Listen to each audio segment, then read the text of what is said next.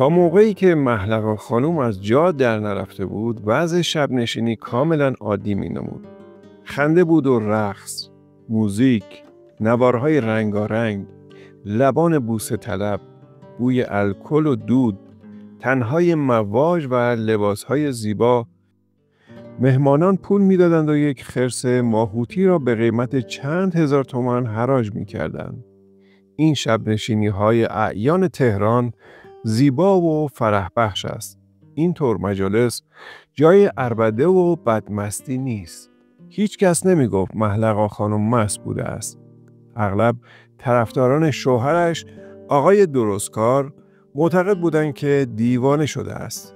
برخی نیز معتقد بودند که از این دختران خانواده‌های پست که در اثر ازدواج وارد جرگه بزرگان می‌شوند، نبایستی توقع بیشتری داشت. این گونه دختران را می‌شود به خانه برد، اما به مجالس عمومی نباید راهشان داد. واقعاً هم بیشتر مهمانان تعجب می‌کردند که چرا آقای درستکار محلقا خانم را به این شب نشینی مجلل همراه آورده است. بانو محلقا درستکار در لباس دکولته‌ای که در شب نشینی‌های باشکوه بر تن داشت بسیار زیبا می‌نمود.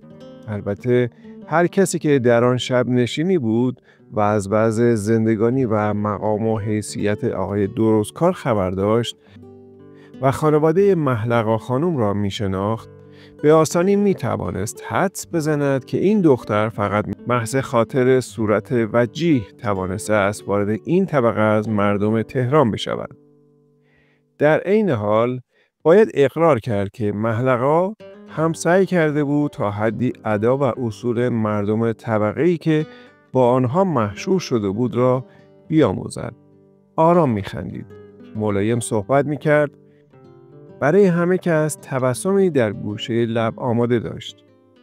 در عین حال پشت این نقاب دروغی و در پس این حفظ مناعت و آرامش، گاهی علیرغم میل و اراده خود حرکاتی از او ناشی می‌شد که طینت باطنش را نشان می‌داد.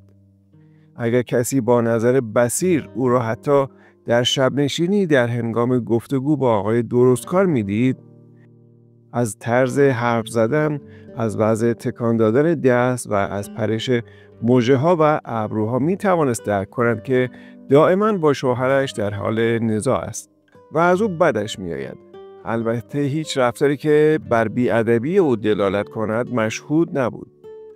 مقصود این است که خانم محلقا، عیال زیبای آقای درستکار، آنقدر در این محیط جدید پرورش یافته بود که بتواند صورت ظاهر را حفظ کند و به شوهرش در حضور دیگران بی‌احترامی نکند و علنا تنفر خود را ابراز ندارد. محلقا خانم و یا به قول آقای درستکار مهیجون معمولاً نمی‌رقصید. با وجود این اگر بعضی از مردان تازه‌کار اهل این گونه شب نشینی‌ها برای اینکه به شوهرش تملق گفته باشند او را به رقص دعوت می‌کردند، جواب رد نمی‌داد. از این گذشته آنهایی که آقای درستکار را خوب می‌شناختند و به زندگانی تراژیک او پی برده بودند، می‌دانستند که مهیجون درستکار را دوست ندارد و خب خوشبخت نیست. همین نکته را بعضی دلیل می‌آوردند که انسان خوشبخت در دنیا وجود ندارد. اگر کسی مانند آقای درستکار از تمام نعمات زندگی، شهرت، افتخار، احترام، جاه و مقام، ثروت و عشق و هنر و استعداد بهره‌ور باشد، میبایست یک جایش درد بکند و زجر بکشد. مختصر اینکه وضع داخلی خانواده نیز به نفع آقای درستکار تمام میشد. من مدت‌ها بود که آرزو داشتم با این مرد بزرگوار آشنا شوم. زیرا من حس می‌کردم آشنایی با او وسیله ترقی من خواهد بود. بالاخره من هم می‌خواستم سری توی سرها در بیاورم و دستم را به جایی بند کنم. البته مقام او به قدری بلند بود که دست اشخاص نظیر من با آسانی به او نمی‌رسید. روزی نبود که در روزنامه‌ها شرحی از فعالیت ادبی و اجتماعی آقای درستکار درج نشده باشد. همه روزنامه‌ها هم طرفدار او نبودند. برخی سخت بر او می‌تاختند و او را مرد حقه‌باز شارلاتان بی‌استعدادی معرفی می‌کردند. که از پشت هم اندازی و تملق گویی و حتی جنایت به آب و نانی رسیده است. اما نوشته های این روزنامه ها که تأثیری در عظمت و بزرگی او نداشت، بالاخره نتیجه یکی بود. برای او موافق و مخالف تبلیغ می‌کردند. یک روز می‌گفتند که فلان انجمن را افتتاح کرده است و یا عضویت هیئت مدیره انجمن دیگری را پذیرفته است. روز دیگر شرح مفصلی از دعوتی که یکی از جمعیت‌های بین‌المللی از او کرده بود در مجلات خوانده می‌شد. روز سوم تفصیلات شرفیابی او به حضور شاه و نخست وزیر وقت جلب توجه می‌کرد. بعد مبلغی که به یکی از مؤسسات خیریه اعانه پرداخته بود با حروف برجسته در روزنامه‌ها خوانده می‌شد. در هر صورت هر روز اسمی از او بود. کتاب او را زیاد خوانده بودم. مطمئناً اگر سلیقه من ملاک بود میگفتم که چندان از آثارش خوشم نمی‌آید.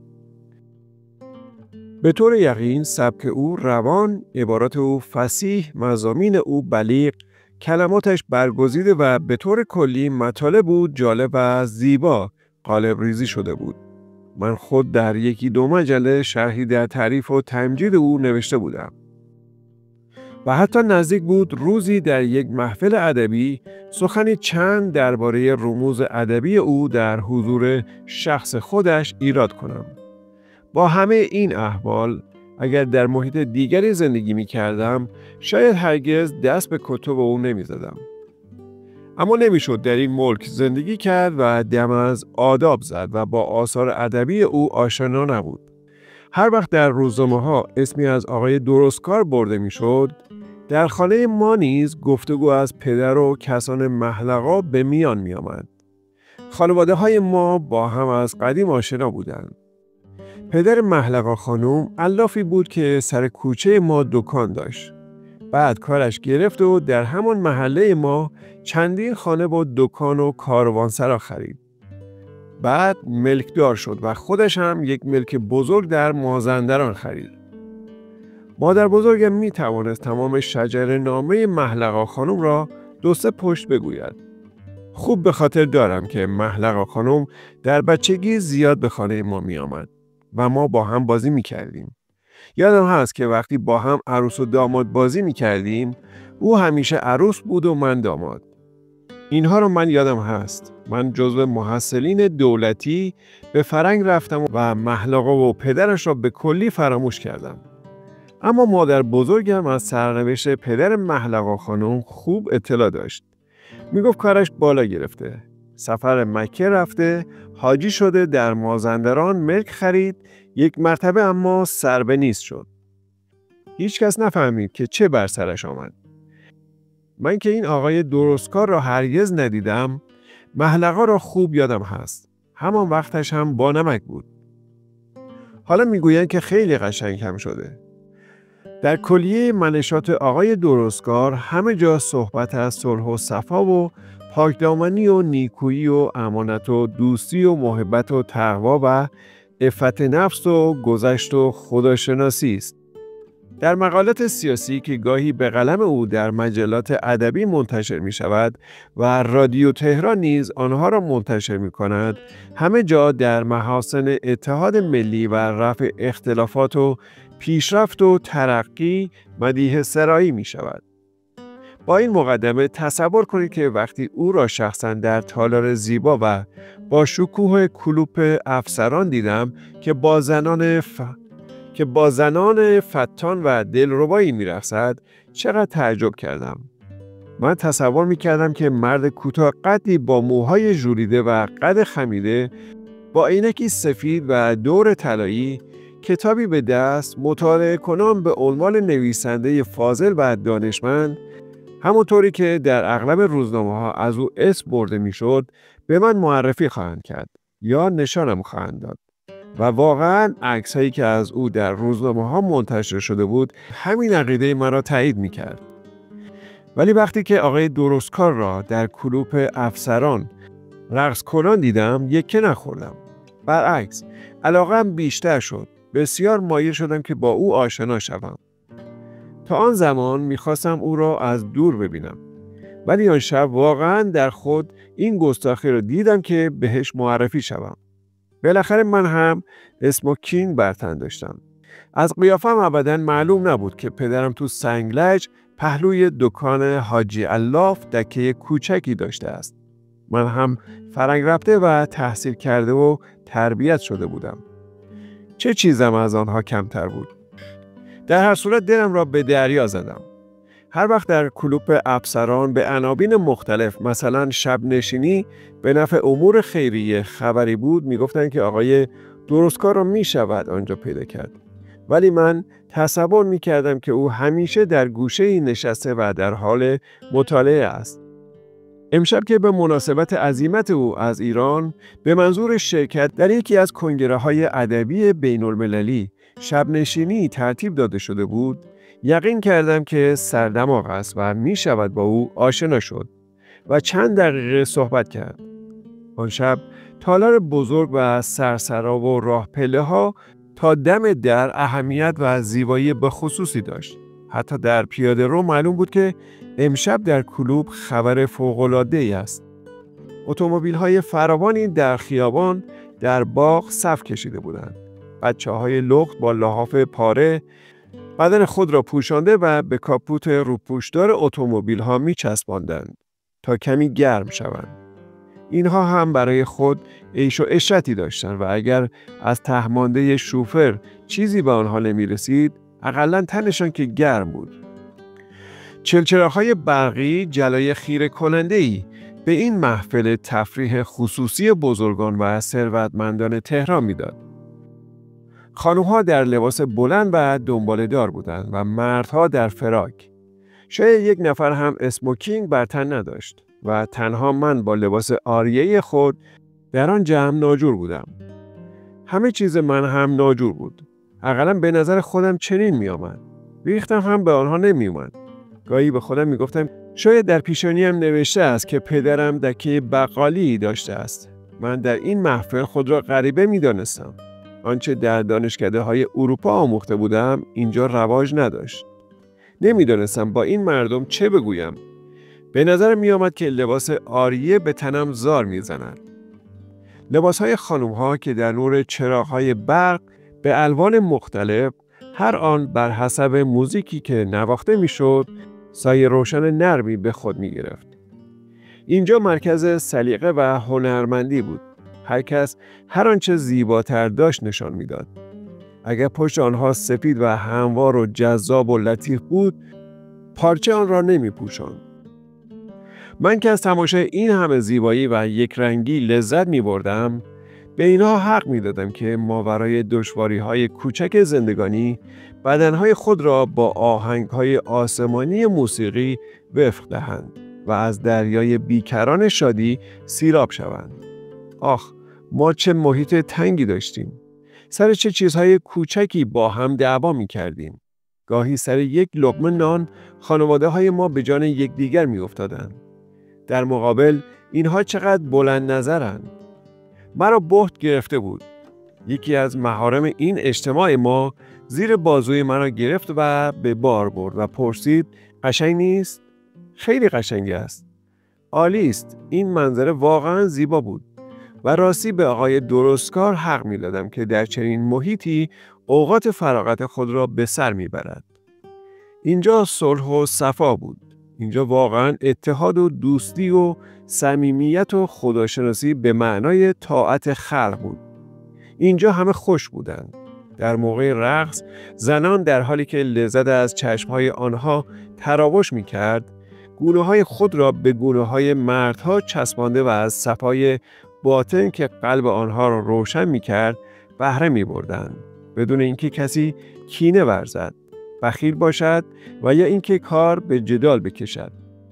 زنان لازم نبود به شوهران خود دروغ بگویند، زیرا هر کس واضح و آشکار می دید که زنش از مرد دیگری که با او می رقصید خوشنود است. در این مجلس کارهای مهم کشوری ردخ و فتخ می شد. دشواری هایی که ماها طرفین دعوا سر آنها با هم کلنجار رفته بودند، گاهی با یک نگاه، یک لبخند، یک چشمک، یک اشوه، یک نوازش یا فشار دست حل میشد. اینجا از جنایتی که یکی به ضرب دیگری مرتکب شده بود میگذشتند و دنیا را فدای لذت زمان حال میکردند. اینجا همه مست بودند، اما کسی عربده نمیکشید. اینها زندگی را سهل‌تر از آن میگرفتند که ما مردمان معمولی با چشمانداز نزدیک خود تصور میکنیم. اینجا نزاع نبود، یگانگی برقرار بود. همه از هم بودند. همه منافع یکدیگر را حفظ می‌کردند. سد شکست ناپذیری در برابر دشمنان طبقه خود می‌کشیدند. غذای خوب، رنگ زیبا، موسیقی دلانگیز، نوشابه، مکنت، قدرت، عشق چه فایده داشت که انسان به خود دردسر بدهد و در فکر غم دیگران باشد.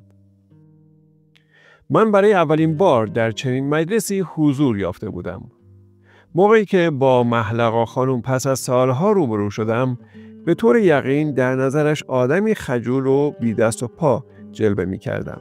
شکی ندارم در اینکه او فوری تشخیص داد که اسموکینگ من گشاد و آریه‌ای است. بانو درستکار قیافه بسیار ساده و بی‌معنایی داشت. از تمام حرکاتش پیدا بود که او هم اهل این محیط نیست. چنین زنی باید در خانه بماند، بچه داری کند و به همین دلیل که او را مانند خود در این محیط غریب دیدم، بیشتر با او اخت شدم. خود را انگل او کردم، زیرا من اغلب تنها بودم و حال آن که دیگران می رسیدند با قیافه مادرانی به حرفهای من گوش می داد. به محض اینکه چشمش به من افتاد، مرا شناخت، دست مرا گرفت و بازوی من را فشار داد. گویی باز داریم عروس و داماد بازی می کنیم. از بچه‌های سنگلج صحبت کردیم. از دکان بقالی پدر من. از مادر بزرگم پرسید. مدتی با هم از اینجا و آنجا گفتگو کردیم. فرصت نمیداد که من چیزی بگویم. مانند ماهی که 2 مرتبه از روی زمین در آب افتاده باشد، میخواست به محیط جدیدش عادت کند. از من پرسید که تو اینجا چه کار میکنی؟ گفتم فقط به عشق دیدار شوهر شما اینجا آمدم. هیچ منتظر نبودم که شما رو اینجا ببینم. محلقا خانم به من تو خطاب میکرد. ولی من هنوز تأثیر اسموکینگ آریه‌ای خود رو حس میکردم و از همین جهت جرأت نداشتم آنجوری که دلم میخواهد صحبت کنم. من کتب درستکار را خواندم. دلم میخواست بدونم این کسی که همه آثارش سرشار از درستی و راستی و محبت و صلح و صفاست چه جور عالمیه. شما باید از خوشبخت‌ترین زنان دنیا باشید که با یک چنین آدمی زندگی میکنید. گاهی بعضی وقتها وقتی نمیدانند چه جوابی بدهند میخندند که مرموز جلوه کنند. اما خنده محلقا خانم هیچ رمزی نداشت.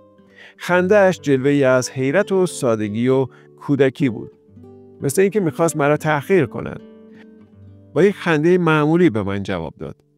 معمولی به این معنی با این خنده نه مرا مسخره کرد نه حرف مرا تصدیق خواست بکند. به هیچ وجه نمیشد گفت که از تعریف و تمجید من خوشش آمده، اما دلم میخواست او را به حرف بیاورم. چندین زن جوان دور آقای درستکار ایستاده و میخندیدند. گاهی آقای درستکار با یکی از آنها در گوشی چیزی میگفت. آن وقت دستی به ته ریش فلفل نمکیش میزد و با چشمهایش خنده پرمعنایی میکرد. به محض اینکه صدای موسیقی بلند میشد، زنها یکی یکی او را ترک میکردند. هر یک از آنها با یکی از آقایان به طرف پیست میرفت. چندین کیف چرمی و مخمل و ماف و پوست‌های آرژانتینی روی دست و شانه‌های آقای درستکار باقی می‌ماند. محلقا قشنگ بود، اما فروغ نداشت. میخندید و صحبت میکرد. اما تصور میکنم که بیشتر از دیدار من خوشحال است تا شرکت در این شب نشینی با شکوه که به افتخار شوهرش داده میشد. وقتی من با کس دیگری حرف میزدم، غمزده و مفلوک به نظر می آمد. آری، با وجود لباس زیبا و جواهراتش مفلوک به نظر می آمد. هر کس در اولین وهله می دید که اینجا دنیای نشو و نمای آقای درستکار است. هیچ ارتباطی مابین این مرد بشاش و این مچاله بدبختی که در کنار من نشسته نیست. جوانکی شیک و پیک با چشم‌های درشت و ابروهای پرپشت که حتما از شاهزاده‌های قاجار بود، محلقا را به رقص دعوت کرد و من از این فرصت استفاده کردم و باز به سوی بار رفتم و سر صحبت را با رفیقم باز کردم. پرسیدم تو با آقای درستکار آشنا هستی؟ خیلی، با هم دوستیم. چطور؟ اما راستی بگو ببینم، تو مهیجون رو از کجا میشناسی؟ ما از بچگی با هم بزرگ شدیم. تو سنگلج. پدرامون با هم همسایه بودن. خجالت کشیدم بگویم که پدر من دکان بقالی و پدر محلقا دکان علافی داشت. رفیق من گفت زنکی مزخرفی است. پرسیدم چطور؟ خب دیگه زندگی رو به این درستکار حروم کرده. بیچاره تموم روز در اتاق دربسته نشسته و مطالعه میکنه. موقع شام و نهار با هم نیستن. گفتم چی میگی؟ چه مطالعه‌ای؟ این که تمام عمرشو با ورق و زنای حز میگذرونه.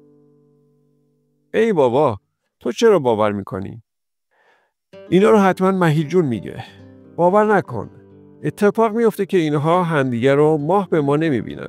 زن به این خوشگلی اونقدر ناجور اصلا باور کردنی نیست. راستی کی بود میگفت؟ زنک دستش که به درستکار میخوره چندشش میشه. طاقت نداره ببینه که درستکار بچه‌شو بغل میکنه. بچه‌شون هوشنگ حالا 2-3 سالشه.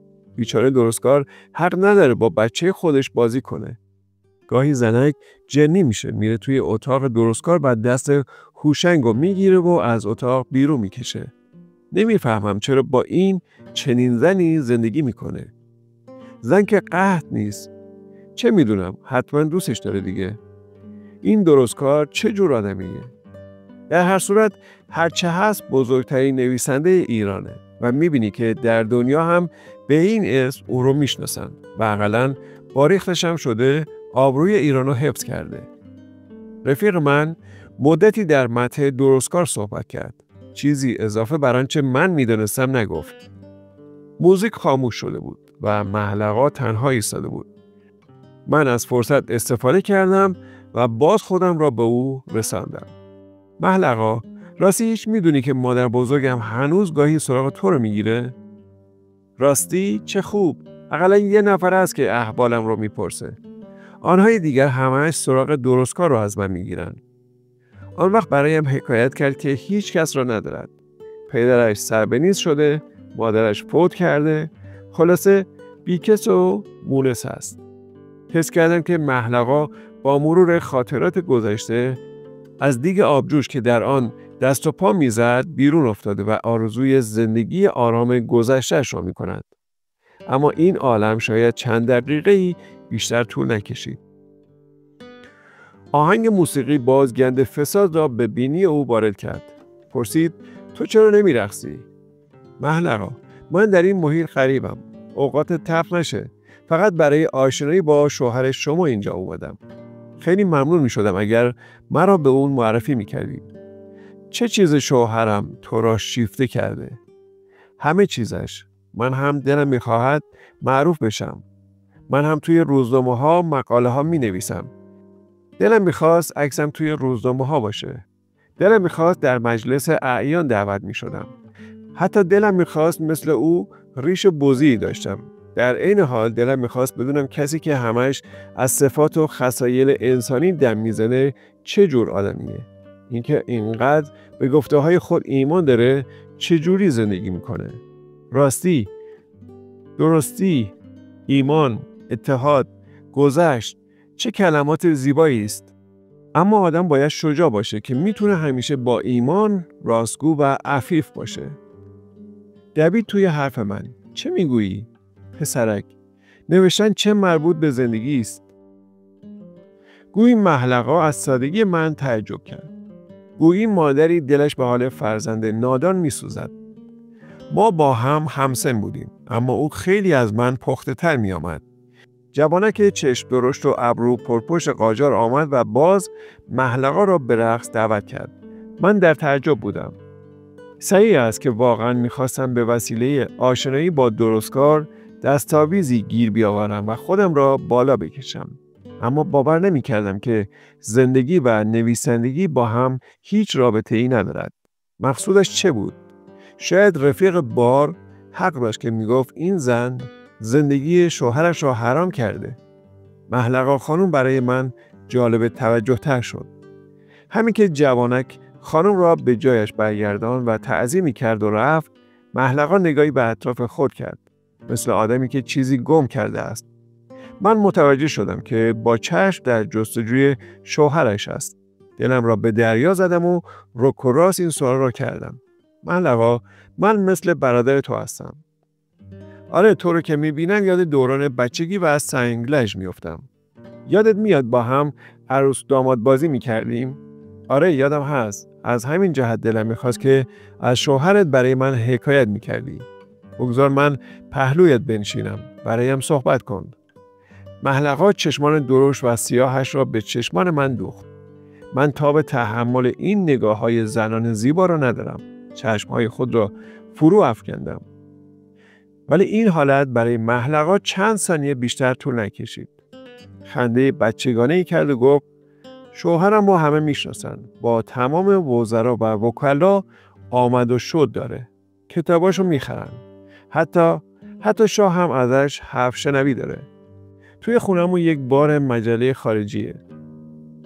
پر از عکس‌ها و تفصیلات درباره نویسنده شهیر آقای درستکار. مگر نشدی که پروفسور، نمیدونم چی اسمشو فراموش کردم، آثارش را انجیل راسی و خودش را پیغمبر درستی نامیده. این دفعه من بودم که میخواستم با چشمانم او را تسخیر کنم. محلقا مرا مسخره کردی؟ اینا رو که میدونم.